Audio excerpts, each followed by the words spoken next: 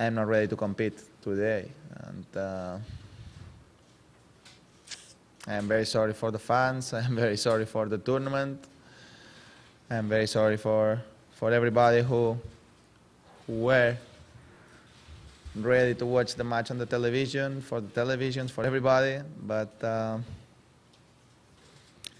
I don't have election. I cannot do it another thing. I am not ready to compete, and I cannot go on court and lie everybody. Andy Murray va ser l'únic ahir que va trepitjar la pista de Miami.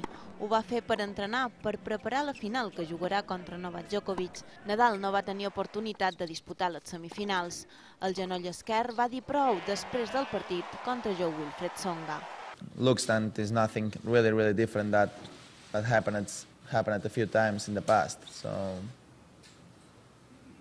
just go to the doctor hopefully tomorrow, and hopefully in a few days, with a few days off, with the right treatment, I will be in the right conditions to start to practice on the clay. El calendari no dona treva. Dia 15 d'abril comença Monte Carlo i Rafel Nadal defensa títol allà.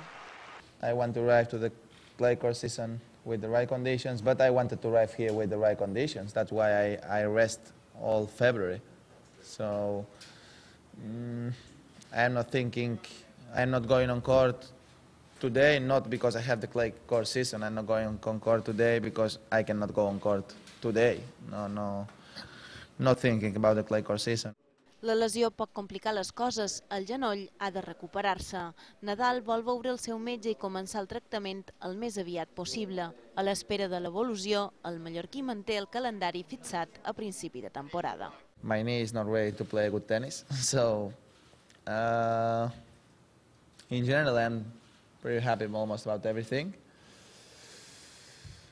My schedule is going to be the same, Monte Carlo and Barcelona, the first two tournaments.